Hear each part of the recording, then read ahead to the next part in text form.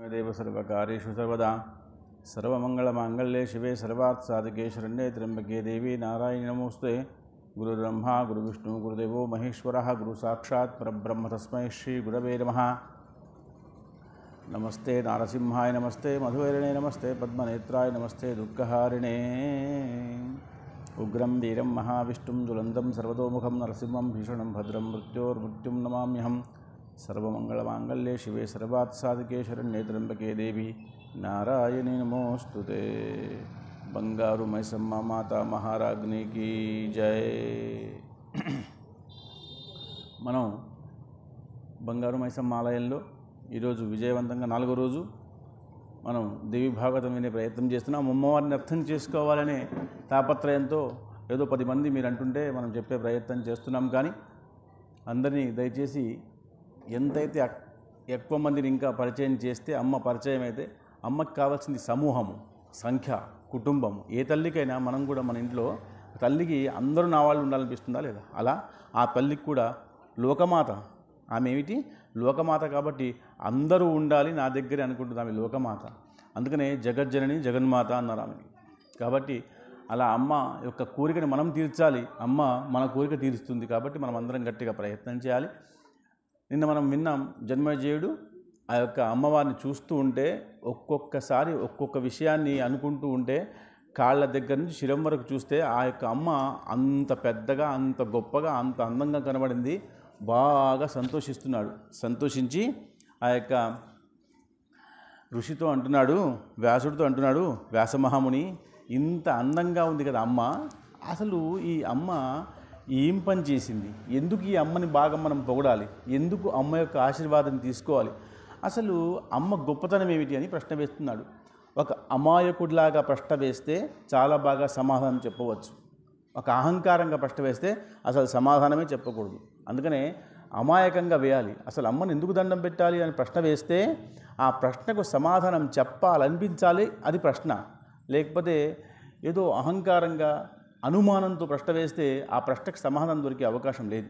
కాబట్టి ఆ యొక్క వేదవ్యాసుల వారికి ప్రశ్న వేయంగానే వేదవ్యాసులు అనుకుంటున్నారు, ఈయనలో అసలు తెలుసుకుందామని జిజ్ఞాస ఉందా, లేకపోతే అమ్మవారి మీద అనుమానం ఉందా, లేకపోతే అసలు నిజంగా అమాయకుడా అన్న విషయం వృద్ధికి వస్తుంది, అంటే తెలుస్తుంది। ఎలా అని అంటే ఆ ప్రశ్నలోనే ఉంటుంది। మనం మాట్లాడేటప్పుడు పెద్దవాళ్ళతో మాట్లాడేటప్పుడు ఎంత గౌరవంగా పెద్ద వాళ్ళతో మాట్లాడుతున్నప్పుడు మనం చేతుల్ని అడ్డం పెట్టుకొని మాట్లాడతాం। ఎప్పుడైనా గమనించండి, శంకరాచార్య వాళ్ళు పెద్ద వాళ్ళతో మాట్లాడుతున్నప్పుడు మనం చేతులు అడ్డం పెట్టుకుని మాట్లాడాలి। ఎందుకంటే మన నోట్లోంచి వచ్చేటువంటి శ్వాస కూడా వాళ్ళకి తగిలితే అపవిత్రమట, అంటే వాళ్ళంత సాధనలో ఉంటారు కాబట్టి అవమానించకూడదు। ఆయన పెద్ద గొప్ప, ఆయన మనిషి కాదా, ఆయన అన్నం తిన, ఇట్లా మాట్లాడకూడదు। వాళ్ళ సాధన గొప్పది, వాళ్ళ పంటనం గొప్పది, వాళ్ళు 3 బావుకులే సాధన చేస్తారు, దీనికి లోక కళ్యాణం కోసం। కాబట్టి చిన్న చిన్న కోరికలు కోరుకుంటారు, దాన్ని మనం తీర్చేయాలి, అంతే తీర్చేయాలి తప్ప ఎదుటి ప్రశ్న వేయకూడదు। కాళ్ళని ముట్టుకొనివ్వరు, మమ్మల్ని ముట్టుకొనివ్వరా, మేము మనుషులంగా, అవన్నీ మనం సినిమాల్లో యూట్యూబ్లలో చూసి పాడైపోతున్నాం। మనం అలా ప్రశ్నలు వేయకూడదు, వాళ్ళని గౌరవించాలి, అంతే। కొన్ని విధి విధానాలు ఉన్నాయి, వాళ్ళు విధి విధానాలు ఉంటారు, మనం దాన్ని పాటించుకుంటూ గౌరవించుకుంటూ రావాలి। అలా ఈయన ప్రశ్న వేసి అమ్మను ఎందుకు గౌరవించాలి, ఏం చేసింది అమ్మ, దాంట్లో ఆ ప్రశ్నలో వేదవ్యాసుల వారికి గౌరవం కనబడి చెప్తున్నాడు। అసలు అమ్మ చేసిన చెయ్యని పని అంటూ ఏమీ లేదు, అన్నీ చేసింది అమ్మ పని। అసలు బ్రహ్మ విష్ణు మహేశ్వరులకే గొప్ప స్థానాన్ని ఇచ్చింది అమ్మే। ఒక శక్తి ఉంది అంటే ఆ శక్తికి 2వ భాగం కూడా ఉండాలి, ఎవరు అన్న విషయం అయితే అది అమ్మే। కనబడకుండా ఉన్నటువంటి విషయం, మన లోపల ప్రాణం ఉంటుంది, మనకు కనబడుతుందా ప్రాణం అన్న విషయం అసలు ఎలా ఉంటుందో అర్థమవుతుందా? ప్రాణం ఇలా ఉంటుందా? చెవు ఇలా ఉంటుంది, ముక్కు ఇలా ఉంటుంది, కనిలో ప్రాణం అంటే ఎలా ఉంటుంది? పోని ప్రాణం ఎక్కడ ఉంటుంది? మనసు ఎక్కడ ఉంటుంది? ఎక్కడ ఉండదు, అది శక్తి, చైతన్యవంతమైనటువంటి శక్తి। ఒక్కసారి అది పోయిందా మన శరీరం అంతా ఉండి కూడా ఏ ఉపయోగం లేదు। మన కాళ్ళు, చేతులు, ముక్కు, మొహం ఎంత ఉన్నా ఇదంతా కూడా దేనికి పనికి రాకుండా అదే శక్తి, ఆ శక్తి పేరే పరాంబికా శక్తి। అందుకనే పరా, పశ్చంతి, మధ్యమ, వైఖరి అని అమ్మవారికి విశేషమైనటువంటి విషయాలు। ఆమె మాట్లాడుతున్నప్పుడు, పనిచేస్తున్నప్పుడు, కార్యం చేస్తున్నప్పుడు ఒక్కొక్కసారి ఒక్కో రకంగా ఆమె ఆవిర్భావం, అవతారం తీసుకో। అందుకనే ఎన్ని చెప్పేమని చెప్పుకున్నాగా, నల్ల పోచమ్మ, ఈ పోచమ్మ, బైరి పోచమ్మ, కట్ట మైసమ్మ, ఎన్నో పోచమ్మలు, ఎన్నో మైసమ్మలు, మొత్తం 108 అవతారాల్లో ఎన్నో శక్తులు ఉన్నాయి। అన్ని శక్తులు ఉన్నా ఏ శక్తి మనకి ఎప్పుడు అనుగ్రహించాలో ఆ శక్తి అనుగ్రహిస్తే చాలు। అయితే అమ్మ లేనిది సృష్టి లేదయ్యా అని చెప్తున్నాడు. ఏమిటి అమ్మ విశేషం అంటే అప్పుడు ఆ యొక్క వ్యాసుల వారు చెప్తున్నారు. అంటే వ్యాసుల వారికి చెప్పాలి అనిపించాలి అనేటట్టుగా ప్రశ్న వేయాలి. వేస్తున్నాడు ఆయన వేస్తే అప్పుడు ఆ యొక్క వ్యాసుల వారు చెప్తున్నారు, సర్వ అంటే అన్ని, సర్వ దేశేషు ఎన్ని దేశాలున్నా, అంటే దేశము అంటే కాలము మానము పరిస్థితి అని అర్థం. కాబట్టి ఎన్ని దేశాలున్నా, ఎన్ని ఆకారాలున్నా, ఎన్ని బ్రహ్మాండాలున్నా, మొత్తం 14 బ్రహ్మాండములు కింద అతల వితల సుతల రసాతల మహాతల పాతాళ లోకములు 14, 7 కింద ఓం భూ ఓం స్వహ ఓం మహా ఓం జనహ ఓం తప సత్యలోకం వరకు 7, మొత్తం 14 మనం మధ్యలో ఉన్నాం. ఆ లోకాలన్నిటికీ కూడా ఆమె అధిపతిరా అని చెప్పంగానే ఎలా అంటున్నాడు. ఎలా అని ఎందుకంటారంటే అర్థం చేసుకునేటువంటి జిజ్ఞాసతో అడిగిన విషయం వేరు. ప్రశ్న వేయకుండా ఉంటే, అనుమానం రాకుండా ఉంటే ఏ విషయం కూడా అర్థం కాదు. అందుకనే ఒకసారి టీచర్స్ కూడా బాగా చెప్తున్నప్పుడు నీకు ఏమన్నా అనుమానంగా ఉంటే అడగవయ్యా అని అంటారు. అంటేనే వాడికి అనుమానం వస్తేనే వీడికి విషయం అర్థమైతే లెక్క, లేకపోతే విషయం అర్థం కాలేదు అని అర్థం. అనుమానమే రాకపోతే అలా అని ప్రశ్న వేస్తే ఆయన అన్నాడు, అన్నిటికీ ఆమె మూలాధారము. సర్వభూతేషు అన్ని భూతాలకు అధిపతి ఆమెనే. కాబట్టి ఆ భూతానికి అధిపతిగా ఉన్నటువంటి అమ్మ అన్ని పనుల్లో సహాయం చేస్తుంది. యాదేవి సర్వభూతేషు మాతృరూపేణ సంస్థిత, అమ్మలాగా పనిచేస్తుంది. ప్రతి కార్యానికి అమ్మలాగా. అమ్మ అంటేనే ఎలా పనిచేస్తుందట, పూర్తి శ్రద్ధతో పనిచేస్తుంది. ఒక పని పెట్టుకుంది అంటే అమ్మ పూర్తి శ్రద్ధగా కుటుంబ బాధ్యత, ఉద్యోగ బాధ్యత, దేశ బాధ్యత ఏది పెట్టుకున్నా ఒక అమ్మ, ఒక స్త్రీ, ఒక శక్తి పూర్తి బాధ్యతతో పాటిస్తుందని అప్పటి నుంచి ఇప్పటిదాకా చెప్పుకుంటూనే వస్తున్నాం మనం. అలాంటిది సర్వభూతేషు కోహిత. అందుకే రాముడికి అంటారు సర్వభూతేషు కోహిత. ఆయన కూడా అన్ని భూతాలకి అధిపతి. శ్రీరామచంద్ర అందరినీ ప్రేమించాడు. అలాగే అన్ని భూతాలకి అధిపతి అమ్మ. కాబట్టి అమ్మ చాలా గొప్పదిరా అని చెప్పంగానే ఎలా గొప్పది అంటే అప్పుడు అన్నాడు, ఒకప్పుడు బ్రహ్మ విష్ణు మహేశ్వరులు అందరూ కూడా ఒక రాక్షసుడితో యుద్ధం చేద్దామని నిశ్చయించుకొని ఒక్కొక్కసారి యుద్ధానికి వెళ్ళి అందరూ కూడా ఓడిపోతున్నారు. అంటే అమ్మ గొప్పతనాన్ని చెప్పే ప్రయత్నం చేస్తున్నాడు. మనం నిన్న అందం చూసుకుందాం, ఇవాళ గొప్పతనం చూపాలి, రేపు కార్యం చూడాలి. అంటే ఎలా కార్యం చేసుకుంటూ వస్తే అలా గొప్పగా విషయాన్ని తెలుసుకునే అవకాశం ఉంది. కాబట్టి ఆ గొప్పతనాన్ని అడగడం కోసం అంటున్నాడు, బ్రహ్మ విష్ణు మహేశ్వరులు ఆ ముగ్గురు కూడా ఒక రాక్షసుని చంపే ప్రయత్నం చేస్తున్నారు. ఈయనకి ప్రశ్న వచ్చింది, ఎవరా రాక్షసుడు అనగానే ఆయన అంటున్నాడు, ఇతను మహిషాసురుడు. మనం చాలాసార్లు నవరాత్రాల్లో, దేవి నవరాత్రులు, మొత్తం నవరాత్రాలు 4 రకాలు. మొదటిది ఆషాఢ మాసంలో వస్తుంది, వారాహి అవతారం. అప్పుడు వారాహి నవరాత్రులు చేస్తారు చాలా ఆషాఢ మాసంలో. దాని తర్వాత వస్తుంది మాఘమాసంలో. ఆ తర్వాత వచ్చేటువంటిది వసంత ఋతువు. ఆ తర్వాత వచ్చి శరన్నవరాత్రులు. 4 నవరాత్రులు మొత్తం అమ్మవారికి మనం 2 చేస్తాం. ఏంది వసంత నవరాత్రులు, శరత్ నవరాత్రులు 2 చేస్తాం మనం. ఎందుకు? ఇంకా 2 మనం చేయలేం కాబట్టి కాదు. ఎంత చేసినా మనం భగవత్ శక్తిలో ఉండాలి కాబట్టి, నియమాల్లో ఉండాలి కాబట్టి, ఉండలేం కాబట్టి మనం పెద్దగా వారాహి చేయట్లే. ఇంకా మొన్నటి నుంచి మనం వారాహి నవరాత్రులు చేస్తున్నాం, పెద్ద వాళ్ళు చేస్తున్నారు కాబట్టి. కానీ మనకు అంత శక్తి లేదు. కాబట్టి అలా ఎంత గొప్పగా ఉన్నటువంటి శక్తిని చంపడాలంటే ఆ ఋషులు ఎలాగైతే శక్తినిచ్చారో బ్రహ్మ విష్ణు మహేశ్వరులకి, ఆ శక్తిని ఈ మహిషాసురుని చంపడానికి ప్రయత్నం చేస్తే ఆ మహిషాసురుడు అసలు మృత్యు చెందట్లేదట. అందుకనే మహిషాసుడికి చంపింది ఎవరు? అమ్మవారే. మహిషాసుర మర్దినివమ్మ. సరిలో అంటే ఈ జగంలో ఆమెకి సరి ఎవరు లేరట. అందుకనే ఆమె గొప్పది అని చెప్పుకుంటాం మనం. అలా ఆ ముగ్గురు కూడా చాలా బాధపడిపోయి ఒక బ్రహ్మ అంటే ఎలా బ్రహ్మ అంటే మనకు మనమే బ్రహ్మ. ఎలా? అహం బ్రహ్మాస్మి అని చెప్పింది శాస్త్రం. ఏం చెప్పింది? అహం బ్రహ్మాస్మి. నీకేం అర్థం కానప్పుడు, నీకెవరు సలహా చెప్పనప్పుడు, నువ్వు ఎవరి దగ్గర చేయి చాచినా నీకు సలహా సహాయం రానప్పుడు, నీకు నువ్వే కళ్ళు మూసుకొని అమ్మను జ్ఞాపకం చేసుకుంటూ ఉంటే నీలో ఉన్నటువంటి బ్రహ్మ చైతన్యం బయటకు వచ్చి నీకు విషయం చెప్తుంది. అందుకనే ఎవ్వరి మాట వినకపోయినా మనసు మాట వినమని చెప్తుంది. ఆ మనసులో ఉన్నదే పరాంబికా శక్తి అనే పరాశక్తి, అపరాజిత అన్నారు. పరా పశ్చంతి మధ్యమ వైఖరికి మధ్య భాగమే పరాభాగము. ఎవ్వరెన్ని చెప్పినా నీ మనసు ఏం కోరుకుంటుందో, నీ మనసు ఏమంటుందో అది చేయాలి. అందుకనే వాళ్ళు ముగ్గురు అలా కూర్చుండిపోతే వాళ్ళకి భృగుటిలో అంటే ఈ భాగం ఇది ఆజ్ఞాచక్రం ఎప్పుడు కూడా. అందుకని దీన్ని బొట్టు పెట్టుకోవాలి. ఇది గౌరవం కాబట్టి ఇక్కడ బొట్టు పెట్టుకొని ఉంటే ఇది గౌరవం. మనకు సాంప్రదాయాలు వద్దు, హిందూ సాంప్రదాయం, ఈ సాంప్రదాయం, ఆ సాంప్రదాయం, వేరే సాంప్రదాయం విషయం మనం మాట్లాడు. ఎందుకంటే మన సాంప్రదాయాన్ని మనం గట్టిగా మాట్లాడుకుంటే మంచిది. మన సాంప్రదాయం మనకు పూర్తిగా తెలియకుండా వేరే సాంప్రదాయం గురించి మాట్లాడేందుకు చాలామంది ప్రవచనకర్తలు వేరే సాంప్రదాయం గురించి మాట్లాడుతున్నారు. మనకు అవసరం లేదు వేరే సాంప్రదాయం ఎందుకు, మనకు మన సాంప్రదాయం మనం గట్టిగా పట్టుకుంటే చాలు. అలా ఇక్కడ వాళ్ళకి ఒక శక్తి వచ్చింది. అంటే అమ్మవారికి మనం బొట్టు ఎట్లా పెడతాం, పెద్దగా పెడతాం, అవునా కాదు, పెద్దగా బొట్టు పెట్టి, ఇంకా కొన్ని ఆలయాలు, మన ఆలయాలను కూడా బొట్టు పెడతాం, ఇక్కడ మొత్తం అంతా పసుపు రాసిస్తాం. అంటే ఈ పసుపుకి కుంకుమకి సౌభాగ్యాచే శక్తి ఉంటుంది కాబట్టి, పసుపు కుంకుమలు ఆడవాళ్ళకి ఇస్తారా లేదా, సౌభాగ్యం ఇచ్చే శక్తి సామర్థ్యం దాంట్లో ఉంటాయి కాబట్టి, అలా కళ్ళు మూసుకోగానే ఈ భృగుటిలో బ్రహ్మకి, విష్ణువుకి, మహేశ్వరుడికి ఒక చిన్న పాదం కనబడుతుందట. ఈ పాదం కనబడితే మనం చాలాసార్లు చూస్తాం, మనం నిద్రపోతూ ఉంటాం, నిద్రపోతున్నప్పుడు నేను ఎక్కడో గుట్ట మీద ఉన్నాను, ఇంకా కొంచెం అయితే నాకు కాలు జారుతుంది, ఇంకా నేను పడిపోతాను అని అనేసరికి మనం మంచం నుంచి కింద పడతాం. మీరు ఎప్పుడైనా గమనించి చూడండి, చిన్నపిల్లవాళ్ళు చల్లుమని లేస్తారు రాత్రిపూట, ఏమైందిరా అంటే నేను గుట్ట మీద ఉన్నాను పడ్డానంటాడు. వాడు ఇంట్లోనే మంచం మీదే ఉంటాడు, కానీ వాడు ఎక్కడ స్వప్నంలో ఏముంటాడు, గుట్ట మీద ఉంటాడు. మనం కూడా చాలాసార్లు పట్టుకున్నటువంటి పుస్తకం పట్టుకున్నట్టుగానే ఉంటుంది, నిద్ర పడుతుంది, పుస్తకం పడిపోతుంది భయానికి. అలా ఆ అమ్మవారు కనబడి మాట్లాడుతుంట, అంటే తనకు తాను మాట్లాడడం. అందుకనే స్వాధ్యాయం అన్నారు చాలామంది. స్వాధ్యాయం అంటే స్వాధ్యాయం అంటే మనలో మనల్ని చదువుకోవడం, నేనేమిటి, నేనెందుకు, నేనేం చేయాలి అన్న విషయం తెలుసుకోవడమే స్వాధ్యాయము. వాళ్ళు అప్పుడు అనుకుంటున్నారు ముగ్గురు కూడా, ఈ అమ్మ కనబడుతుందే, ఈ అమ్మతో మనం మాట్లాడుకుందాం, అసలు నేను ఎందుకు యుద్ధం చేసి ఆ మహిషాసురుని గెలవలేకపోతున్నాను, ఎందుకు అంత శక్తి ఉంది అని చెప్పి ప్రశ్న వేసుకుంటున్నారు మనసులో. ఎవరితో, అమ్మవారితో మాట్లాడుకుంటే అప్పుడు అమ్మవారు చెప్తుందట, అతడు చాలా శక్తిమంతుడు. బాగా గుర్తుపెట్టుకోండి, అమ్మ చెప్తుంది. అమ్మ మనకి వదిలిపెట్టదు, పోరా యుద్ధం చేయని చెప్పదు, నీలో అర్హత నింపి పంపిస్తుంది. మనం పిల్లవాడు పరీక్షకు పోవాలంటే అట్లాగే పంపించేస్తామా? పెన్ను, పుస్తకము, ప్యాడు, చదువు, తులసిదళము, కొంచెం పెరగనము ఇచ్చి మరీ పంపిస్తామే, బాగా రాసిరారా బాబు అని పంపిస్తాం. అలాగే పంపిస్తామా?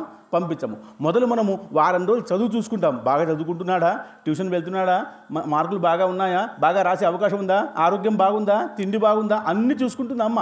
అలాగే మహిషాసుని చంపాలి అంటే బ్రహ్మ, విష్ణు, మహేశ్వరుల శక్తి లేదు. ఆ శక్తిని సంపాదించి ఇవ్వడం కోసం ఆమె చెప్తుంది, మీకు అంత శక్తి లేదురా. ఏమంటుంది బ్రహ్మ, విష్ణువులకి, నీకు అంత శక్తి లేదు, వాడిని చంపాలంటే నేనే చంపాలి, మీకు శక్తి లేదు. మీరేం చేయండి, మీలో ఉన్న కొంచెం శక్తిని నాకు ఇవ్వండి.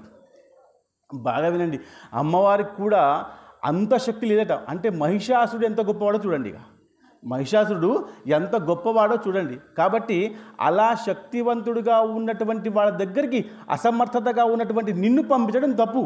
నా కొడుకువి నువ్వు, నా సంతానం, కాబట్టి నిన్ను పంపించడం తప్పు, కాబట్టి నిన్ను పంపించడు. అలా అని నేను వెళ్ళి కొట్టి వద్దామా, నాకు కూడా అంత శక్తి లేదు, కాబట్టి మీ ముగ్గురులో ఉన్నటువంటి శక్తిని నాకు ఇవ్వండి అని అడిగింది. బాగా గుర్తుపెట్టుకోండి. అప్పుడే బ్రహ్మ, విష్ణు, మహేశ్వరులు ఆమెకు శక్తినిచ్చారు. ఇచ్చి అంటున్నాడు, అమ్మ మరి అసలు ఎలా పుట్టాడు, ఎక్కడ పుట్టాడు, ఎందుకు పుట్టాడు, ఏం చేద్దామని పుట్టాడు, ఏమిటి కారణం? ఆయనకి మేము త్రిలోకులం అంటామే, బ్రహ్మ, విష్ణు, గొప్పగా అనుకుంటామే, మేము చంపలేకపోతున్నాము. ఆ చిన్న పనికి, ఆ రాక్షసుని చంపడానికి తల్లి, అమ్మ నువ్వు రావాల్సి వస్తుంది. నేను ఇంత పెద్దగా ఉండి, నేను కొడుగ్గా ఉండి, నేను నీకు సహాయం చేయలేకపోతున్నానే, మరి ఎందుకు అనంటే అప్పుడు అమ్మ చెప్తుంది, అతడు మహిషాసురుడు. అతడేమిటి? మహిషాసురుడు, ధనువు యొక్క రాక్షసరాజు, ధనువు యొక్క కుమారుడు. అరే కరంబుడు, కంభుడు ఇద్దరు కూడా రాక్షసులే. ఈ ఇద్దరు రాక్షసులు కూడా అతి బలశాలుడు. రంభుడు, కరంబుడు గొప్ప శక్తిశాలి. ఈ రాక్షసులకి శక్తి రావాలంటే ఎవరు ఇవ్వాలి? బ్రహ్మే ఇవ్వాలి. ఈ రాక్షసులకి శక్తి ఇవ్వాలి, విష్ణువే ఇవ్వాలి. ఈ రాక్షసులకి శక్తి ఎవరు ఇవ్వాలి? శివుడే ఇవ్వాలి. వీళ్ళకి ప్రత్యేకమైన దేవుడు ఎవరు లేరు. వీళ్ళకి ప్రత్యేకమైన దేవుడు, వీళ్ళు అనుష్ఠానం చేస్తున్నప్పుడు ఇలా చెట్టు మీద కూర్చొని అనుష్ఠానం చేస్తారు, అగ్నిలో కూర్చొని చేస్తారు, నీళ్ళలో చేస్తారు. అంటే ఎంతైతే అంత శక్తిని ప్రసాదించుకొని ఆ శక్తిని సంపాదించుకుంటారు. ఎవరి కోసం? బ్రహ్మ కోసమే అనుష్ఠానం చేస్తారు వాళ్ళు కూడా. రాక్షసుడికి ఇంకో దేవుడు ఎవరున్నారు? బ్రహ్మ కోసమో, విష్ణువు కోసమో, లేదా శివుడి కోసమో అనుష్ఠానం చేస్తారు వాళ్ళు. పంచసిద్ధి యజ్ఞము అని గొప్ప యజ్ఞం. ఏం చేయాలంటే పెద్దగా పిడికలు తీసుకొచ్చి 4 భాగాల్లో పిడికల కుప్పల్ని మట్టి పెట్టి దానికి సెగ చేసి మంట పెట్టి బగబగబగ కాలుతూ ఉన్నప్పుడు ఆ 4 కుప్పల్లో మధ్యలో కూర్చుండి 12 గంటలకి మధ్యాహ్నం పూట నదీ తీరంలో అక్కడ సూర్యుడు మండుతూ ఉన్నప్పుడు పైన కూడా ఒక పెంక పెట్టుకుని దాంట్లో కూడా పిడికలు వేసుకొని మంట వేసుకొని ఆ మంటలో ఆ వేడిలో అనుష్ఠానం చేయాలి అగ్నిదేవుడికి. అప్పుడు పంచసిద్ధి యజ్ఞము అంటారు దీన్ని. ఇలా చేస్తారు రాక్షసులు, ఇలానే చేస్తారు. చేసి భగవంతుణ్ణి తనవాడిగా చేసుకుంటారు. అలా అంత గట్టిగా చేస్తే భగవంతుడు రావాల్సిందే. ఎవరి కష్టానికైనా ప్రతిఫలం ఇవ్వడానికే పరమాత్ముడు. నువ్వు తప్పు చేస్తావా ఒప్పు చేస్తావా రెండో భాగం. కానీ ఇప్పుడు నువ్వు ఎంత బాగా కష్టపడుతున్నావో దానికి ప్రతిఫలం ఇవ్వాల్సిందే. నువ్వు చాలా బాగా చదువుకొని ఉద్యోగం సంపాదించుకున్నావు, ఉద్యోగం సంపాదించుకున్నావా నువ్వు చాలా బాగా ఉద్యోగం చేస్తావా లంచాలు తీసుకుంటావా నీ కర్మ కదా. కానీ ఉద్యోగం నీకు ఇవ్వాల్సిందే. నువ్వు బాగా చదువుకున్నావు కాబట్టి నీకు అర్హత ఉన్న పక్షంలో కూడా కాదు నువ్వు లంచాలు తీసుకుంటావు కాబట్టి ఉద్యోగం ఏమని చెప్తే కుదురుతుందా? సర్కార్కి కుదరదు కదా. ఉద్యోగం అర్హత ప్రకారం ఇవ్వాల్సిందే. దాని తర్వాత వాడు చూసుకుంటాడు, అది సమాజం చూసుకుంటుంది. అలాగే ఎంత రాక్షస పక్షంలో కూడా ఎంత నియమంతో అనుష్ఠానం చేస్తారో వాళ్ళు వరాలు ఇచ్చేస్తారు దేవతలు. అందరికీ కుంభకర్ణుడికి అలాగే వచ్చింది, రావణుడికి అలాగే వచ్చింది, హిరణ్యకశిపుడికి అలాగే వచ్చింది కదా. వరాలందరికీ వీళ్ళకి ఇట్లే వచ్చాయి. ఎవరిచ్చారు? బ్రహ్మ ఇచ్చారు, విష్ణువు ఇచ్చాడు, శివుడు ఇచ్చాడు. ఎంతమంది రాక్షసులకు కూడా దేవతలు ఇచ్చారు. ఈ రంభుడికి కరంభుడికి కూడా అక్కడ అగ్నిలో ఉన్నటువంటి విషయంతో బాధపడి యజ్ఞం చేస్తూ ఉంటే ఇంకా ఖచ్చితంగా నేను రావాల్సిందే, కానీ ఈయన మనసు ఒకసారి మారుద్దాం అని ఇంద్రుడు చిన్న ప్రయత్నం చేయి. ఇదంతా కూడా అమ్మ బ్రహ్మ విష్ణు మహేశ్వరుడు చెప్తుంది. మీరు కథలో ఉండండి. ఇదంతా కూడా బ్రహ్మ విష్ణు మహేశ్వరుడికి ఆ మహిషాసుడు ఎలా పుట్టాడో చెప్తుంది. కాబట్టి అక్కడ పిడికలతో ఉన్నటువంటి ఆ మంట మీద చేస్తుంటే ఒకవేళ ఆయన మనసుని భగ్నం చేస్తే, పూజ చేస్తున్నప్పుడు అనుష్ఠానం చేస్తున్నప్పుడు భోజనం చేస్తున్నప్పుడు నిద్రపోతున్నప్పుడు ఎప్పుడు కూడా ఇంకొకళ్ళు అతని లేపకూడదు, మార్చకూడదు. మనసు బుద్ధి మొత్తం మారిపోతుంది. అలా శాస్త్రం చెప్పింది. కాబట్టి మనం అసలు మౌనంగా భోజనం చేయాలి. చాలామంది చేయరు. కాబట్టి వాళ్ళు ఎలాగైతే సరే ఒక్కసారి రంభుడి యొక్క మనసు మార్చేస్తే ఈయన ఈ యజ్ఞంలోంచి ఈ యొక్క అనుష్ఠానం లేస్తాడు అని అనుకొని ఎక్కడైతే కరంబుడు యజ్ఞం చేస్తున్నాడో అనుష్ఠానం చేస్తున్నాడో అక్కడికి వెళ్ళాడు. ఈ కరంబుడు నీళ్ళల్లో కూర్చుండి పూర్తిగా మునిగిపోయి అనుష్ఠానం చేస్తున్నాడు. చేస్తూ ఉంటే ఒకవేళ కరంబుడికి ఏమైనా అయింది అనుకుంటే రంభుడు లేస్తాడు. ఎప్పుడు కూడా అతిగా పుణ్యం చేసే వాళ్ళని, అతిగా అనుష్ఠానం చేసే వాళ్ళని, అతిగా పూర్తిగా భగవంతుడి దగ్గరికి వెళ్ళేటువంటి రాక్షసులందరికీ కూడా, రాక్షసులకి మునులకి ఋషులకి అందరికి కూడా అతను కదిలించేశాడు. ఎవరు? ఇంద్రుడు. ఎందుకంటే ఇంద్ర పదవి పోతుందేమో భయం ఆయనకి. ఎప్పుడు కూడా ఇంద్ర పదవి పోతుంది భయం. అందుకనే ఆయన ఋషులకి అక్కడ కదిలించడం కోసం రంభ ఊర్వశి మేనకులను పైన పెట్టుకున్నాడు. విశ్వామిత్రుడు అనుష్ఠానం చేస్తుంటే రంభ వచ్చి నృత్యం చేస్తుంటే ఇంకా యజ్ఞం ఆగిపోవాల్సిందే, అనుష్ఠానం ఆగిపోవాల్సిందే. అలాంటి ప్రయత్నాలు చేస్తాడు ఇంద్రుడు. ఆ ప్రయత్నంలో భాగంగా రంభుడి యొక్క మనసును మారుద్దామనే ఉద్దేశంతో కరంబుడి దగ్గరికి వెళ్ళాడు. ఎక్కడ? నీళ్ళల్లో ఉన్నాడు. ఆ ఇంద్రుడే మొసలి యొక్క అవతారం వేసుకొని లోపలికి వెళ్ళాడు. వెళ్ళి ఎక్కడైతే ఆ యొక్క కరంబుడు అనుష్ఠానం చేస్తున్నాడో అతని కాళ్ళని పట్టుకొని లాగాడు. మీరు బాగా గుర్తుపెట్టుకోండి, ఎప్పుడైనా మనం మంచి ఇప్పుడు ఒక చిన్న దొంగతనం చేద్దామన్నా తెలివి బుద్ధి జ్ఞానం అన్నీ ఉండాలి. అన్నీ ఉంటేనే ఒక దొంగతనం, లేకపోతే ఆ దొంగ దొరికిపోతే దెబ్బలు పడతాయి లేదా. కాబట్టి ఆయన అన్ని విషయాలు చూసుకోవాలి. ఆయనకు మంచి మనకంటే యజమాని కంటే పోలీసు వాళ్ళకంటే ఎక్కువగా జ్ఞానం ఉండాలి దొంగ అవ్వాలంటే. దొంగ అంటే ఊరికే సునాయాసంగా దొంగతనం చేయడం కుదరదు. ఆయన ఇల్లు చూసుకోవాలి, యజమాని చూసుకోవాలి, ఎప్పుడు ఊరికి వెళ్తారో చూసుకోవాలి, పడుకున్నారో లేదో చూసుకోవాలి, తాళం చేయి వెతుక్కోవాలి, పక్క వాళ్ళు ఇవ్వకుండా చూసుకోవాలి, వెళ్ళినా పరిగెత్తే ప్రయత్నం చేయాలి, పరిగెత్తేలో చాలా హుషారుగా ఉండాలి, దొరికిపోకూడదు, దొరికిపోయినా దెబ్బలు పడ్డ సహించాలి. ఇన్ని ఉండాలి దొంగకి. ఇన్ని అర్హతలు ఉంటాయా లేదా అలా. కాబట్టి ఎవరైతే అనుష్ఠానం చేసి గొప్పగా అవుదామనుకుంటున్నారో ఆ యొక్క ఇంద్రుడు మొసలి వేషాన్ని వేసుకొని ఆ యొక్క కరంబుడి యొక్క పాదాలు లాగేస్తున్నాడు. ఎందుకంటే వీడు ఖచ్చితంగా ఇక్కడ మృత్యు చెందితే అక్కడ రంభుడు తెలిస్తే ఆ రంభుడు కూడా జపాన్ని మానేస్తాడనే ఉద్దేశంతో చేశాడు. కానీ ఈయన లాగేసిన తర్వాత ఆ యొక్క కరంబుడు చనిపోయాడు. చనిపోయిన తర్వాత ఇంద్రుడు సంతోషించాడు. కానీ ఈయన ఏమనుకున్నాడంటే ఇంకా ఖచ్చితంగా రంభుడు ఆ యొక్క యజ్ఞాన్ని మానేస్తాడు అనుకున్నాడు. వెళ్ళి చూస్తే దూరం నుంచి ఆయన ఇంకా కోపంగా, ఇంకా గొప్పగా, ఇంకా పెద్దగా చేస్తున్నాడు. ఎందుకంటే ఆ మంటల యొక్క జ్వాలలోంచి ఆ కరంబుడు విషయం ఆయన చెవుల దాకా పోలేదు.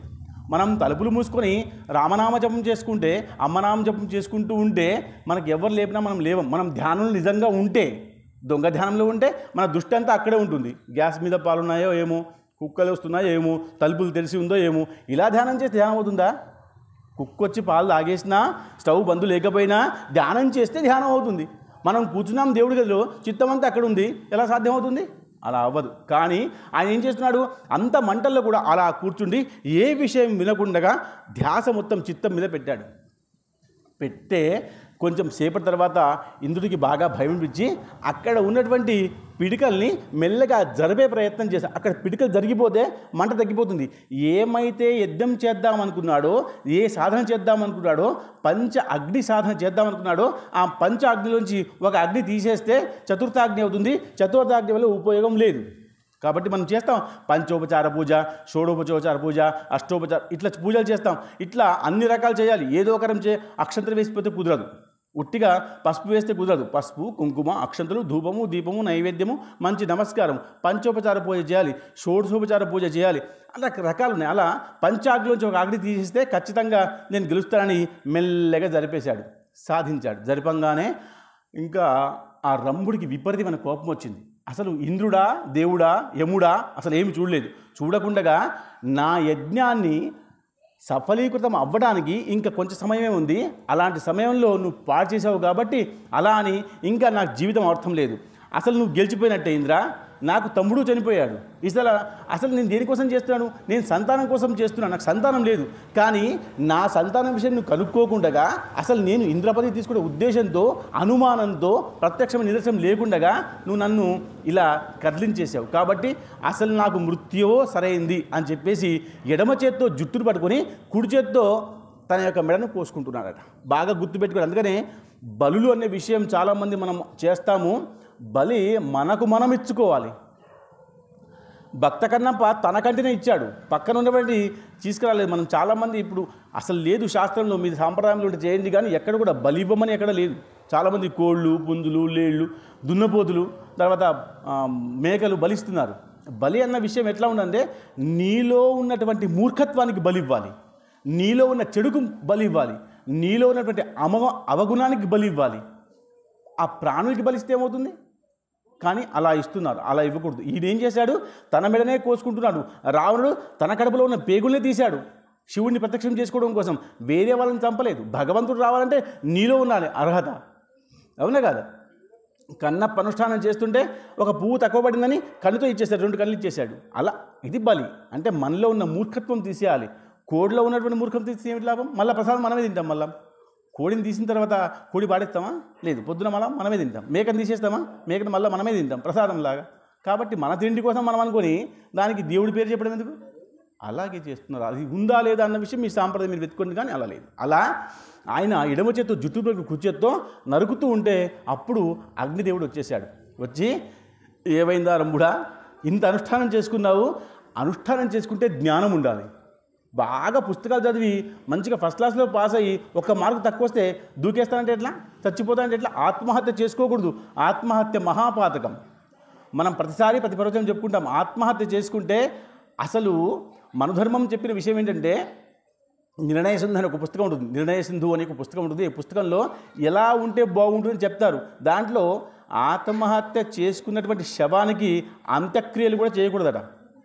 అసలు సూతకం కూడా లేదట. మనం నమ్ముతామా? మనం చేస్తామా? అలా మన మనసు ఒప్పదు కాబట్టి మళ్ళీ మనం చేస్తాం. కానీ వాళ్ళకి మోక్షం ఉండదు, గతి ఉండదు, 2 ఉండవు.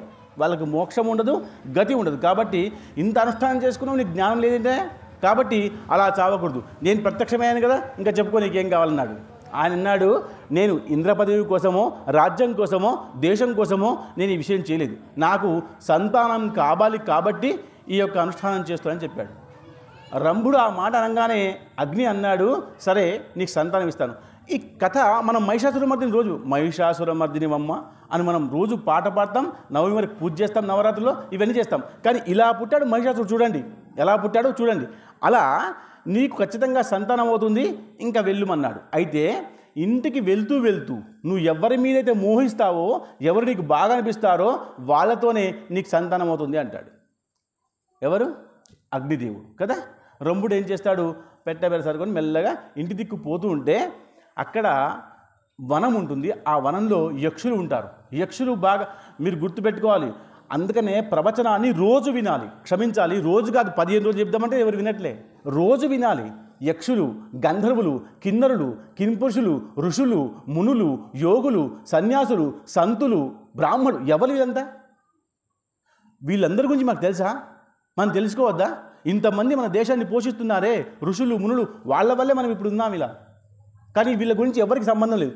సన్యాసి అంటే వాడే అనుకుంటాడు, ఋషి అంటే వాడే అనుకుంటాడు, ముని అంటే వాడే అనుకుంటాడు, గంధర్వులు అంటే వాడే, యక్షులు అంటే వాడే, కిన్నరులు అంటే వాడే. అందరికీ ఒకటే లెక్క పెట్టేస్తారు. అయిపోయి నిలాహారము, పలహారము, ఒక్క పొద్దు, ఉపవాసం అంతా ఒకటే. నిలాహారం అంటే వేరు, ఉపవాసం అంటే వేరు, ఒక్క పొద్దు అంటే వేరు, అన్నీ వేరు వేరు. కానీ అన్నీ ఒకటి చేసేసి 3 పూట్ల పూరీలు తింటాం. అయిపోయాయి. మనం తింటామా? అయిపోయింది ఉపవాసం. అన్నం తినకపోతే అయిపోయాయి. అది ఇలా చేసి ధర్మాన్ని పాటు చేస్తే ఇలాగే ఉంటుంది.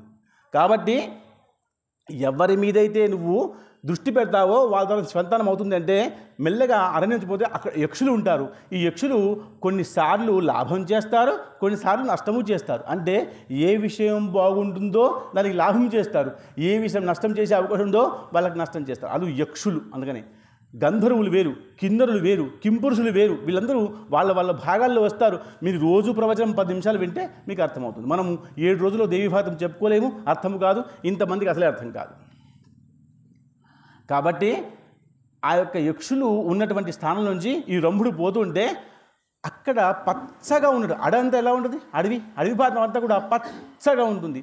చిలుకలు, పక్షులు, లేళ్ళు, కుందేళ్ళు, చిన్న చిన్న వన్యప్రాణులు, వాళ్ళ శబ్దాలు అన్నీ ఉంటుంటే అసలు నేను గెలిచిపోయాను కదా అనే ఉద్దేశంతో మతి భ్రమించిపోయి అతి సంతోషంగా ఆ చిలుకల శబ్దం, ఇప్పటిదాకా చిలుకల శబ్దం రాలేదు. ఎందుకంటే మంట కాబట్టి. ఆ మంటలు అలా అందిస్తాయా? మంటలు రావు. కాబట్టి ఆ మంటలు ఇప్పటిదాకా ఏం మిల్లలేదు. కాబట్టి ఆ చిలుకల యొక్క శబ్దాలు, ఆ చెట్ల యొక్క శబ్దాలు, మంచిగా మెల్లగా వెళ్తున్నటువంటి గాలి అదంతా పోతుంటే ఆయనలో ఒక రకమైనటువంటి మంచి మనసు, మంచి భావన, మంచి మదం ఎక్కిందట. మదము అంటే ఎవరినైనా చూస్తే పట్టుకోవాలన్న మదం ఎక్కిందట. దీన్ని సమ్మోహనము అంటారు. అలా వెళ్తూ ఉంటే అక్కడి నుంచి ఒక గేదె వచ్చిందట. దీన్ని మహిషము అంటారు. గేదె వచ్చింది. మహిషము అంటే గేదె. ఇప్పుడు మహిషము ఇప్పుడు ఎడ్లు అంటే తెలియదు చాలామంది పిల్లలకి. ఎడ్లు తెలియదు, ఆవులు తెలియదు, గోమాత తెలియదు, బర్రె తెలియదు, ఏం తెలియదు. పాకెట్ పాలు తప్ప ఇంకో విషయం లేదు పిల్లలకి. ఉందా? పాకెట్ పాలు, డబ్బా పాలు, పాకెట్ పాలు, డబ్బా పాలు. బర్రె పాలు తీసుకురాలంటే వాడికి తెలియదు, ఆవు పాలు అంటే అసలే తెలియదు. లేవు. కాబట్టి ఒక మహిషం వస్తుంటే ఆ మహిషం ఎంత అందంగా ఉందంటే ఈయన ఎంత అందంగా ఉన్నాడో ఆ మనసు, బుద్ధి, శరీరం ఎలా పనిచేస్తుందో ఆ మహిషం కూడా అంతే అందంగా కనబడుతుంట.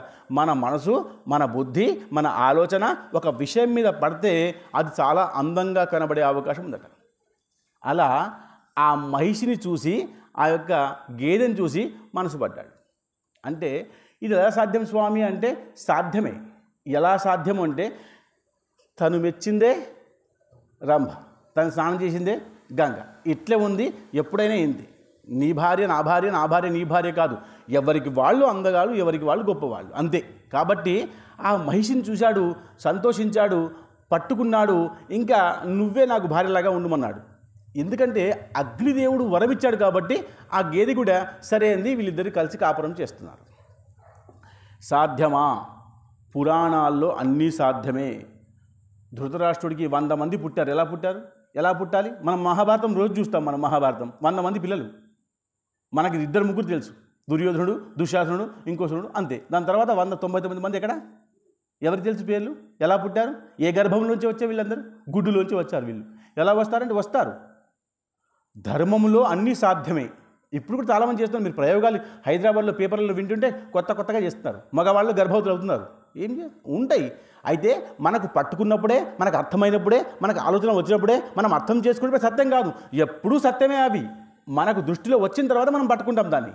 అలా ఆ యొక్క రంభుడు ఆ మహిషితో ఉంటున్నాడు. కొంతకాలం తర్వాత ఆ మహిషి గర్భవతి అయింది. బాగా గుర్తుపెట్టుకోండి. మహిషి గర్భవతి అయింది. కానీ ఆ మహిషి యొక్క జాతి వేరు, ఈ మనిషి రాక్షస జాతి వేరు, మనుష్య జాతి వేరు, సర్పజాతి వేరు, జాతులు వేరు కదా. కానీ ఇతను ఇష్టపడ్డాడు మహిషిని. కానీ మహిషి పెద్దగా ఇష్టపడలేదు. వివాహం అయింది కాబట్టి కలిసి ఉంటుంది. కానీ ఇతని జాతి ఏమిటి? అసలు దున్నపోతు ఇష్టపడాలి కదా, మసికి దున్నపోతు ఇష్టపడాలి. కొన్నిసార్లు అలా పోతుంటే భార్యాభర్తలు వీళ్ళిద్దరు కూడా, రంభుడు ఆ మహిషి పోతుంటే అక్కడి నుంచి ఒక దున్నపోతు వచ్చిందట. ఒకటే జాతి కాబట్టి ఆ దున్నపోతు దీని దగ్గరకు వస్తుంటే రంభుడికి బాగా కోపం వచ్చి కత్తి పట్టుకొని ఆ యుద్ధం చేయడం సిద్ధమయ్యాడు. అది నా భార్య, నేను వివాహం చేసుకున్నాను అని చెప్పేసి యుద్ధం చేస్తుంటే, కాదు కాదు నువ్వు తప్పు చేశావు, నువ్వు నా జాతి, అది నా జాతి, ఆ మహిషి నా జాతి కాబట్టి నువ్వు పట్టుకోకూడదు, నా జాతిని నేను దగ్గర చేసుకుంటానని చెప్పేసి గొడవ చేసి యుద్ధం చేశాడు. బాగా చూడండి, కుక్కలు సంతానం ఉంటుంది, మేకల సంతానం ఉంటుంది, పాముల సంతానం ఉంటుంది. ఇదేమిటి కొత్తగా, నువ్వు కొత్తగా సృష్టిస్తున్నావయ్యా అని చెప్పేసి కోపంకి వచ్చి యుద్ధం చేసి ఆ యొక్క దున్నపోతు కొమ్ములతో ఆ రంభుడి కడుపులో పొడి చేస్తే రంభుడు చనిపోయాడు. అప్పటికే ఆ మహిషి గర్భవతి, గుర్తుపెట్టుకోండి, గర్భవతి. కాబట్టి ఇంకా నా భర్త ఎవరైతే నాకు సంతానం లోపల కడుపులో వేశాడో ఆయన చచ్చిపోయాడని చెప్పేసి ఈ మహిషి పరిగెత్తడం మొదలుపెట్టింది. ఎలా లోపల గర్భం ఉంది. గర్భవతిగా ఉన్నటువంటి స్త్రీ పూర్తి జాగ్రత్తగా ఉండాలి. ధర్మము చెప్పినా, శాస్త్రం చెప్పినా, రేపు డాక్టర్ చెప్పినా అంతే, చాలా జాగ్రత్తగా ఉండాలి. అలా పరిగెత్తుకుంటూ ఎక్కడైతే యక్షవనంలో యక్షులు ఉన్నారో అక్కడ దాకా వచ్చింది.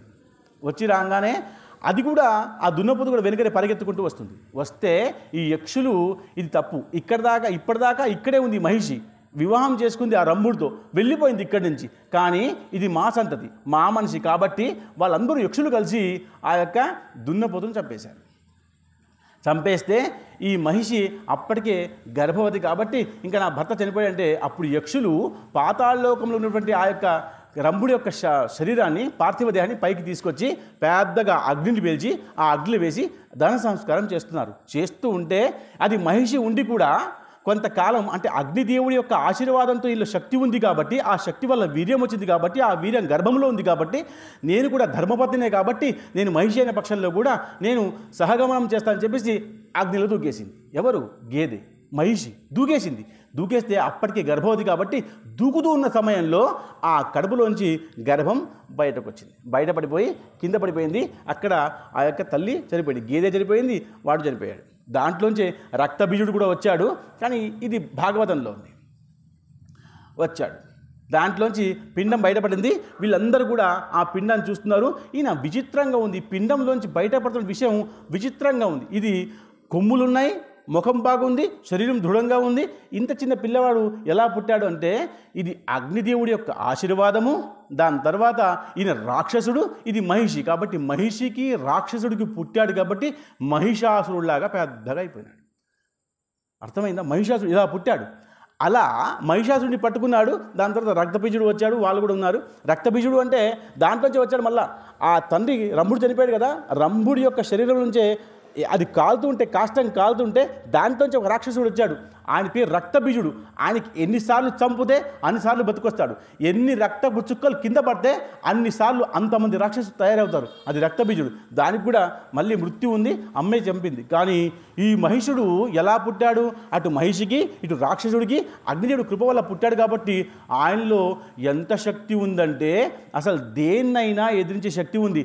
ఊరికనే శక్తి ఉంటే కాదు, దానికి ప్రామాణికం భక్తి కూడా ఉండాలని చెప్పేసి అక్కడ ఉన్న వాళ్ళందరూ కూడా నువ్వు బ్రహ్మదేవుడు అనుష్ఠానం చేసుకోమంటే ఆయన అప్పటి నుంచే బ్రహ్మదేవుడికి అనుష్ఠానం చేసుకుంటూ ఉంటే అసలు ఆ రాక్షస జాతిని చంపినటువంటి ఈ దానవులు దేవతలందరూ కూడా నాకు దృష్టులే, నాకు అసలు సంతతి వద్దు, నాకు ఏమి వద్దు, నాకేం కావాలి? దేవతల యొక్క అంతం కావాలి. ఈ దేవత వల్లే ఇలా జరిగింది. మా రంభుడు చనిపోయాడు, మా కరంభుడు చనిపోయాడు, దానికి కారణం దేవతలే కాబట్టి అందరు దేవతలు నేను చంపేస్తాను కాబట్టి నాకు వరం కావాలని చెప్పేసి అనుష్ఠానం చేసుకుంటూ కూర్చుంటే చాలా సంవత్సరాలు మేరు పర్వతం మీద కూర్చోండి. ఎలా కూర్చున్నాడు? తలభాగం కింద పెట్టి కాళ్ళు పైన పెట్టి అనుష్ఠానం చేశాడు. ఇలా కష్టపడితేనే పరమాత్ముడు ప్రత్యక్షం అవుతాడు. మీరందరూ కూడా, మనమందరం కూడా గుర్తుపెట్టుకోవాలి. ఊరికే వచ్చి ఒక టెంకాయ కొట్టి 3 ప్రదక్షిణ వేస్తే పరమాత్ముడు రాడు. ఎక్కడ కూడా ఋషులు, మునులు, యోగులు, సన్యాసులు అందరూ కూడా అనుష్ఠానం చేస్తే ఎలా చేశారు? దీక్షగా చేశారు.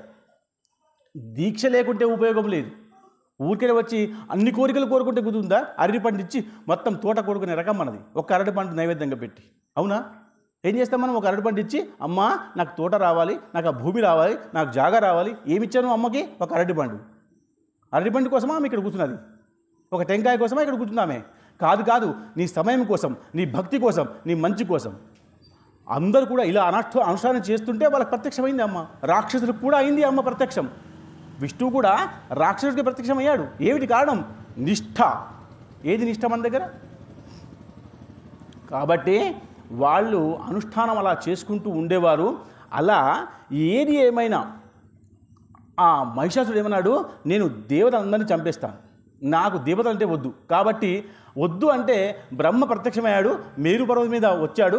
ఏం కావాలయ్యా అంటే నేను దేవతలను చంపేస్తాను, అప్పటిదాకా నేను అమరుణ్ణైపోవాలి అన్నాడు.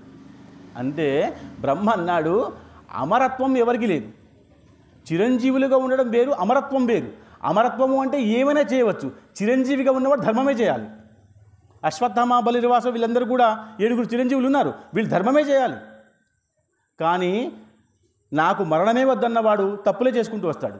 కాబట్టి నీకు మరణం తప్పదయ్యా, పుట్టినవాడికి మరణం తప్పదు, ఇంకో వరం కోరుకు అంటే సరే, నాకు ఎవరితో కూడా మృత్యు రాకూడదు, ఒక స్త్రీతో వస్తే రాని. స్త్రీ అబల అని అప్పుడు కూడా అనుకునేవాళ్ళు, అబల కాదు సబల అని ఇప్పుడు నిరూపించారు. అమ్మ నిరూపించింది. అసలు స్త్రీలను పెద్దగా గౌరవించే వాళ్ళు కాదు, రాక్షసులు అదే గౌరవించేవాళ్ళు కాదు. కాబట్టే ఆ స్త్రీలకి శక్తి ఎలా వచ్చిందంటే ఈ రాక్షసులకు మదాన్ని వంచడం కోసం వాళ్ళు శక్తివంతులై వాళ్ళని చంపేశారు. కాబట్టి సరే అని బ్రహ్మ ఆశీర్వదించాడు, నీకు మగవాళ్ళతో మృత్యు లేదు, స్త్రీతోనే మృత్యు ఉందంటుండే. ఆ మృత్యు వల్లే బ్రహ్మ, విష్ణు, మహేశ్వరులు బ్రహ్మ యొక్క వరం వల్ల ఇప్పటిదాకా ఆ యొక్క మహిషాసురుడిని చంపలేకపోయారు అని తల్లి కథ చెప్తే బ్రహ్మ, విష్ణు, మహేశ్వరులు విని ఆశ్చర్యపోయి, ఏమిట్రా ఇంత విషయం ఉందా వీళ్ళలో, మహిషాసురులు ఇంత విషయం ఉందా, ఇలాంటి వాడిని మేము చంపలేకపోతున్నాం కాబట్టి మా అమ్మ ముందుకు వచ్చిందా, మరి మా అమ్మకి ఏం చేయాలి, అప్పుడు మా అమ్మకి ఏం చేయాలని చెప్పేసి అన్ని రకాల సహాయ సహకారాలు ఇచ్చేశారు. ఆ యొక్క శివుడు తన శక్తిని పూర్తిగా ఇచ్చేశాడు, విష్ణువు తనలో ఉన్న ఆయుధాలను ఇచ్చేశాడు. ఒక్కొక్కళ్ళు ఒక్కో రకం ఇచ్చేస్తూ ఉంటే అదంతా కూడా స్వీకరించి అమ్మ చాలా పెద్ద అవతారాన్ని ఎత్తింది. అమ్మ తలుచుకుంటే ఎలాగైనా చంపుతుంది. చిన్న కోడిపిల్ల అలా ఉంటే, చిన్న కోడిపిల్ల అక్కడ ఉంటే ఆ కోడి మన దగ్గరికి వెళ్తే పైకి వస్తుంది. ఆ పొద్దున ఆ కోడిని పట్టుకొని మనం కోసి పాడేస్తాం. కానీ ఆమెకు అంత కోపం ఎందుకంటే నా పిల్లల్ని ఏం చేయకూడదు. కుక్క చిన్నపిల్లల్ని పెట్టినప్పుడు, ప్రసవించినప్పుడు ఆ తల్లి కుక్క ఎంత కష్టపడుతుందో కాపాడడం కోసం, మనం వెళ్తే ఆ కుక్క మన మీదకే వస్తుంది తన పిల్లల్ని కాపాడడం కోసం. తల్లి ప్రేమ అలాంటిది. కాబట్టి మీరేం చేయకండిరా, నేను చేస్తాను. ఎందుకంటే ఆయన వరప్రసాది. ఎవరి వరప్రసాది? బ్రహ్మ వరప్రసాది. కాబట్టి నేను చంపుతాను, మీ శక్తులు నాకు ఇవ్వండి. ఎందుకు మీ శక్తులు ఇవ్వాలి? నా శక్తి సరిపోదా? అమ్మవారి శక్తి సరిపోదా? సరిపోతుంది. కానీ మీరు బ్రహ్మ, విష్ణు, మహేశ్వరులుగా ఉజ్వల దేవతలుగా ఉన్నారు కాబట్టి శాస్త్రంలో, ధర్మంలో, కాబట్టి మీకు కూడా పేరు రావాలి. కాబట్టి మీరు కూడా చేయాలి. ఒక మనిషి ఒక ఇల్లు కట్టేస్తలేడా? అంత పెద్ద ఇల్లు కట్టేస్తాడా? అంత పెద్ద ఇల్లు కట్టేస్తాడా? ఒక గుడి కట్టడా? కానీ గుళ్ళో అందరూ ఒక రూపాయి వేరే చందాలు, అవునా? అందరు వేస్తారా లేదా? ఇంత పెద్ద కంటే గొప్ప ఇల్లు ఒక మనిషి కట్టేస్తాడు. 50 లక్షల ఇల్లు కట్టడా? 15 లక్షల గుడి అవుతుంది, చేస్తారా? చేయరు. ఏం చేస్తారు?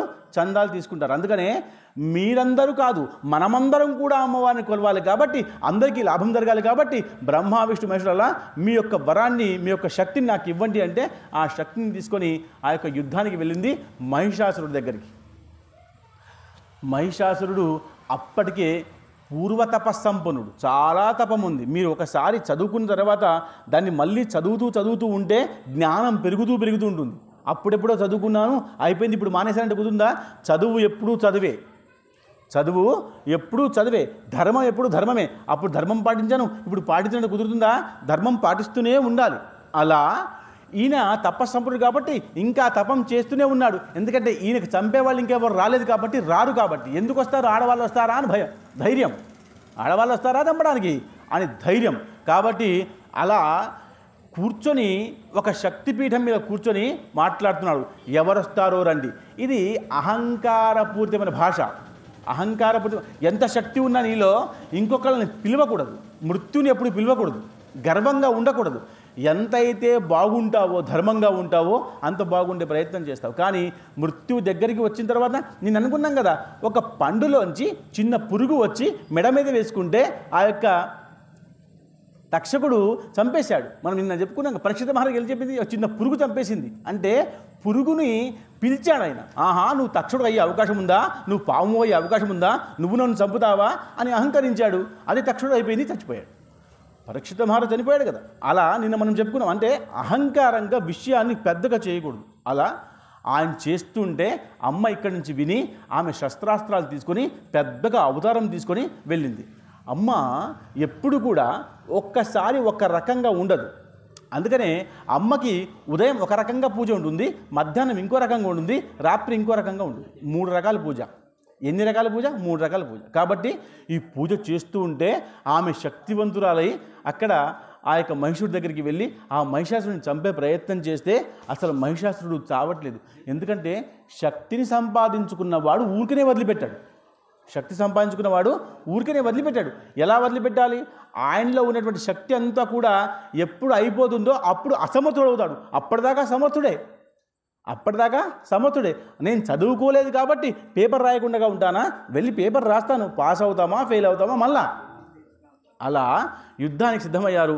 సిద్ధమైతే అప్పుడు అమ్మ నాలుకను బయటకు తీసి, బాగా గుర్తుపెట్టుకోండి, నాలుకను బయటకు తీసి, నాలుక అంటే జిహ్వ అంటే ఒక్కసారి మనం ఈ నాలుకని మాట్లాడే మాట మాట్లాడకుండా తప్పుడు మాట మాట్లాడితే దెబ్బలు పడతాయి. అవునా? అదే నాలుకతో నువ్వు చాలా మంచోడివిరా అంటే నీకు లాభం ఇస్తుంది. ఎలా ఉన్నావయ్యా ఇలా ఉన్నావంటే కోపం వస్తుంది. అవునా? అలా కాబట్టి ఆమె నాలుకను బయటకు తీసి అతి కోపంగా కళ్ళను పెద్దగా చేసి కనుబొమ్మలు ఇంకా పెద్దగా చేసి చేతిలో ఉన్నటువంటి శస్త్రాస్త్రాలను పెద్దగా తీసుకొని ఒక ఖడ్గంతో కొట్టే ప్రయత్నం చేస్తే ఆ ప్రతి దెబ్బకి ఆయన తట్టుకునే కారణం తపశ్శక్తి. తట్టుకుంటుంటే అమ్మ అనుకుంటుంది, ఇంత తపశ్శక్తి ఎలా వచ్చింది? బ్రహ్మ వల్ల వచ్చింది. అంటే బ్రహ్మ నువ్వు ఎంత గొప్పవాడే చూడు, ఎలా పొగుడుతుంది? కొడుకును పొగుడుతుంది. ఏమని? నువ్వు ఎంత గొప్ప, నువ్వు ఇచ్చిన వరం వల్ల వాడంతా గర్వంగా ఉంటున్నాడు, అంత బలంగా ఉంటున్నాడు. ఏమిటి కారణం? నువ్వు ఇచ్చిన బలం. అంటే బ్రహ్మకి ఏమనిపిస్తుంది? అమ్మ నా తల్లి నన్ను పొగుడుతుంది. తల్లి పొగిడితే ఎంత ఆనందమా కాదా? ఆనందం. దాని తర్వాత ఇంకొక ప్రయత్నం చేసింది. ఇంకా ఆయన మహిషుడు కింద పడలేదు. ఆఖరికి ఆమె ఎడమకాలను ఎత్తి ఈ చేతిలో త్రిశూలాన్ని పట్టుకొని గుండెల మీద వేసి కాలుతో వచ్చి ఆ యొక్క మహిషుడిని చంపేసింది. ఎలా చంపింది అంటే అక్కడి నుంచి ఎంత శబ్దం వచ్చిందంటే ఆ శబ్దం విని అందరూ కూడా, ఎవరైతే రాక్షసులు ఉన్నారో వాళ్ళందరూ భయపడుతున్నారు, ఏవైతే దేవతలు ఉన్నారో వాళ్ళందరూ కూడా దుందునాదం చేస్తున్నారు, చప్పట్లు కొట్టి పుష్పబాణం వేస్తున్నారు. అంటే ఒక చావు కొందరికి మంచి, కొందరికి చెడు. అవునా? ఒక మృత్యువు కొందరికి మంచి, కొందరికి చెడు. అలా ఆ రకంగా బ్రహ్మ విష్ణు మహేశ్వరుల యొక్క శక్తి సామర్థ్యాలతో ఈ యొక్క అమ్మవారు ఆ శక్తిని సంపాదించుకొని ఆ యొక్క మహిషాసురుడిని చంపేసింది. వాళ్ళు రంభుడి యొక్క కొడుకు కాబట్టి ఆయనకు అంత శక్తి ఉంది కాబట్టి, ఆయన మహిషి మళ్ళా రాక్షసుడు పుట్టింది కాబట్టి అంత శక్తి ఉంది కాబట్టి అమ్మవారు రావాల్సి వచ్చింది. అమ్మవారు ఒక్కొక్కసారి ఒక్కొక్కరిని ఒక్కో రకంగా చంపడానికి ఒక్కొక్క అవతారం తీసుకుంది కాబట్టి అమ్మ నవరాత్రులు చేసుకుంటుంది. 9 రాత్రులు 9 అవతారాలు కదా. ఒక్కొక్క రోజు ఒక్కొక్క అవతారం చేసుకుంటూ మనం పూజ చేస్తాం లేదా నవరాత్రుల్లో. అట్లా మనం చెప్పుకున్నామా? దీంట్లో మళ్ళీ వారాయి నవరాత్రులు వేరు, దాంట్లో శ్యామల నవరాత్రులు వేరు, దాంట్లో శరద్ నవరాత్రులు వేరు, అలా నవరాత్రులు వేరువేరుగా ఉన్నాయి. కానీ ఈ భాగంలో మనం ఆ యొక్క మహిషాసురు యొక్క జన్మ, ఆ యొక్క వధ రెండు తెలుసుకునే ప్రయత్నం చేస్తాం. రేపటి భాగంలో కొత్తగా ఆ యొక్క వ్యాసుల వారు ఏం కథ చెప్తారో, ఆ యొక్క జన్మజేవుడు ఏం కథ మాట్లాడతాడో అన్న విషయాన్ని రేపటి భాగంలో తెలుసుకునే ప్రయత్నం చేద్దాం. సర్వమంగళ మాంగళ్యే శివే సర్వార్థ సాధికే శరణ్యే త్ర్యంబకే దేవి నారాయణి నమోస్తుతే. స్వస్తి.